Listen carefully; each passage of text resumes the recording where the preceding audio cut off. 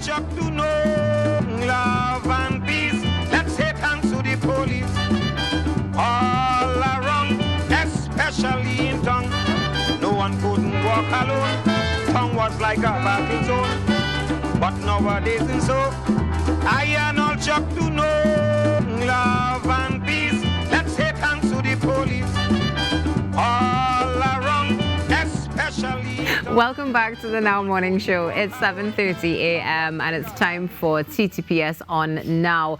Joining us this morning is Inspector Michelle Lewis, no stranger, as we discuss revisiting school-oriented policing and understanding the continued rise of student violence. Good morning, Inspector, and thank you for joining us. Good morning to the both of you. Good morning, Trinidad and Tobago. It's always a pleasure for the Trinidad and Tobago Police Service to be on TTT. So as usual, we are happy to be here to be with both of you as well as with the national and international public. Well, thank you for that, definitely. Inspector, I think one of the first things that we do need to talk about is that, you know, there are so many different things that are taking place right now in Trinidad and Tobago. And this is not the first time that we've touched on this topic, the rise of student violence. Why are we revisiting this again? The Trinidad and Tobago Police Service continues to see incidents of violence among students in school. It is not that it is not happening at the home or in the community, but in particular in an atmosphere and an environment for learning. We continue to see that. When the police service look at some of the strategies that we have implemented over the years, we continue to see that with all the efforts that we are putting in place, reducing violence in school through bullying, through peer pressure, is not just a TTPS thing. It must be done from the home, with the parents, with the guardians. That is initially where we have to start. Of course. But does that mean, Inspector, that the police officers being in schools, we know at the beginning of the term we mentioned that was going to be the way forward and it was going to help to reduce some of the situations. Has it not been working?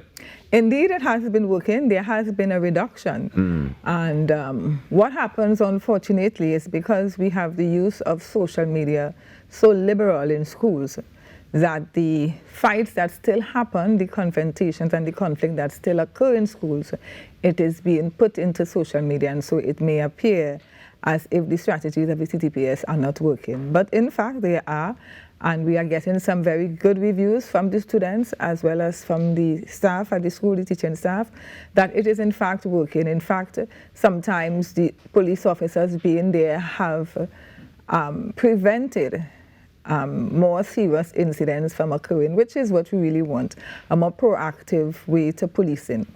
Now, the TTPS, apart from the community or the school-oriented police that we now have in place, we also have the Conflict Resolution Center. There is one at the St. Joseph Police Street Club, which is at St. Joseph at Abercrombie Street there. And we also have police officers who are trained as mediators who are attached to community police, so that a parent or guardian can take their child or ward to the community police in the division and have the officer speak with that child to find out what is the problem. Now, a lot of times what we have recognized is that the children who give trouble are not the parents that we would often meet. We'll often meet and see the parents whose children are being the victim, or who are being inflicted in some kind of way, whether it's verbal or, you know, otherwise, that we really need to get through to. And so through lectures at school, we reach some of the children. We also have the Victim and Witness Support Unit, who also do community engagements. And they also speak at police town meetings and sensitize members of the community of what services that the Victim and Witness Support Unit provide.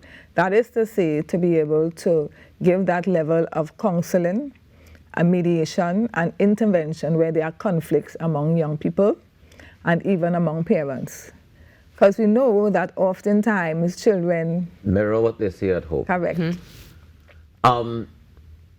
I wanted to ask, Inspector, in terms of that conflict resolution, right? You mentioned the St. Joseph Youth Club have one, right?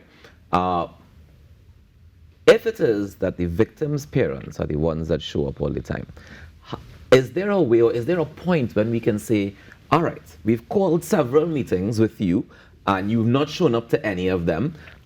We have the other parents coming in every time and wasting their valuable time, but we're not able to resolve the situation because we only have one side, and we need the ones who are afflicting the pain or whatever the case may be. What is the point when the police can say, now, all right, I'm going to go to your home, or I'm going to go and find you at work, I'm going to go and make sure that this gets resolved? Because oftentimes I've heard of several situations where just kind of we call a meeting until it kind of just dissolves into nothing, because the people just never show up and there's never a follow-up.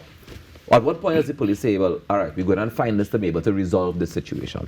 Okay, it shouldn't be a very long period of time, because sometimes parents or guardians do have a legitimate reason why they didn't make it on this particular occasion, right? So you give them the air and hear what they have to say, to give them the opportunity to, come on another occasion. But certainly it shouldn't be like 4 times and continuously, because I think 2 or 3 times is sufficient leeway.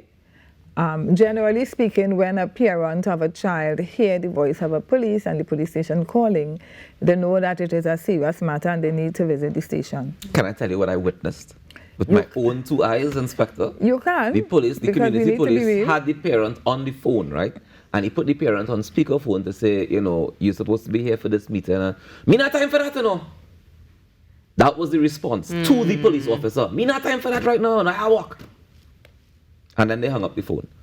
Tell me, how I imagine dealing with things like that in situations that's not uncommon for the police, but how are they supposed to manage that? How are you supposed to manage something like that? All right, so in a real situation that you just draw my attention to, there are a couple of things that the police officer can do and the parent can do. Because the parent of the child, so you can actually kind of get an idea of where the child getting some of the negative energy from, right? Of course. But if it is that the child was physically abused or assaulted, there is a criminal record that goes with that also. So let me go back a bit. There's a charge that goes with that, regardless of the age of the child, right? So what that parent needs to understand, and what children need to understand, that there are ramifications for your actions. And you need to think it through before you actually do it. If I were to do this, what would happen? How would it impact me in the future? There's something called the certificate of character that goes a very long way. It's a small piece of paper, but it's heavy on documents when it is that it is needed for a job or college or something like that. And sometimes you have children acting out what they see at home and acting out with other peers in school who they choose to associate with, and they get themselves in trouble. So that when it is time for the police to intervene and to have that mediation to try to quell that situation, that child who is given trouble doesn't continue, and that the child who has been affected goes back into a safe environment, there is where the mediation takes place. If it is that the mediation is not taking place where the officer visits the home and have that conversation with the parent or the guardian, there's the other step of the person being charged. And a person by law in Trinidad and Tobago can be charged over 8 years old, right? So, and children need to understand that. You're not protected by the uniform. You do something wrong, you can be charged. You break somebody's hand, you make the blood bleed. I don't know how. It's important that you get that part out. It's difficult when a parent sees their child, whether it's on social media or otherwise, of somebody just beating their child to a frazzle, and not expect some kind of mediation intervention to take place for that child who was doing the wrong, or children to be treated with in a proper manner, in an orderly manner. One of the things the words you're using right now are mediation and intervention, and many times when we see, let's say, horrific acts of school violence happen, the last thing that a parent wants to hear is mediation or intervention. They want to hear charges. Especially, it depends on the degree of the incident. If it's a lighter form of bullying, they won't go the way of the mediation. But if it is that it was aggressive and hostile and extensive, they really want a certain type of action, and you really cannot blame the parent in that regard, because they are the protectors of their minors, their children, and to make sure that when their child feel as if I am confident that my parents is supporting me and looking after me. Because what you don't want happening is that that child now feels that they don't even have the support of their parents, and then turn to a gang in the school to give them that level of comfort, which has happened. So it is important that parents understand your role as a positive role model to the child, as well as giving that child that support so that the child feels strong, the child feels emboldened, but in a positive way, not to do wrong, but to know that, yes, you know, I did what was right. I didn't retaliate, but because I didn't retaliate, does that make me a fool? Because I didn't retaliate, are the authorities going to now fight for me?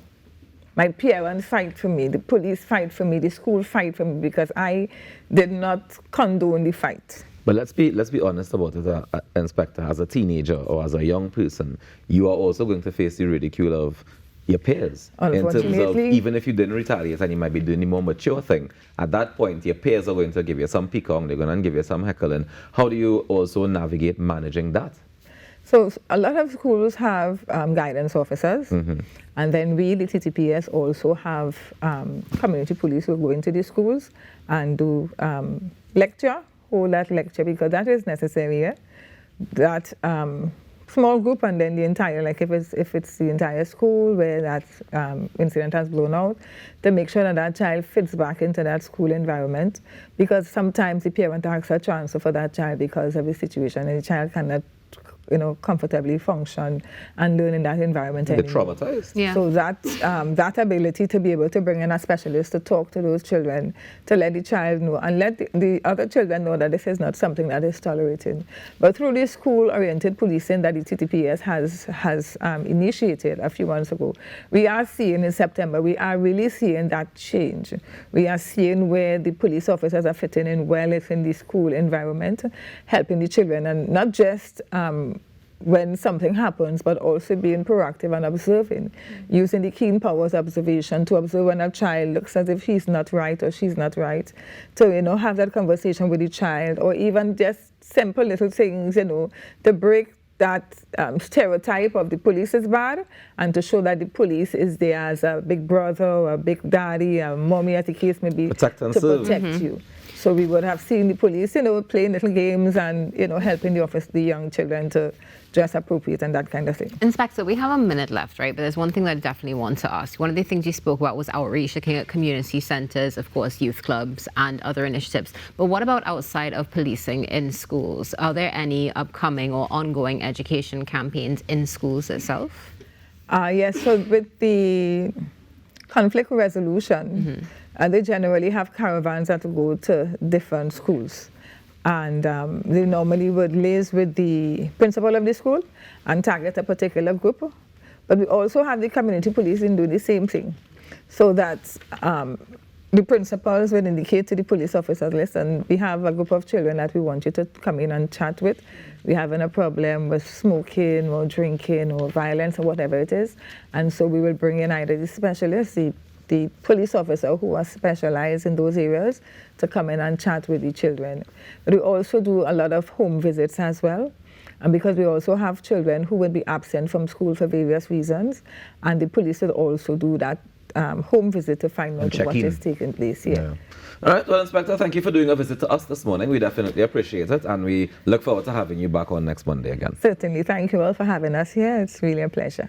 Ladies and gentlemen, Inspector Michelle Lewis of the TTPS joining us on now, discussing school-oriented policing and how you can do your part to help as well, because of course everything starts from home, right? So if home is a better place, then the society will be a better place. Let's take a quick break and we come back with more on our morning show. Stick around. I am all chuck to know love and peace.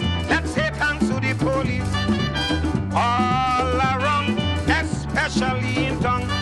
No one couldn't.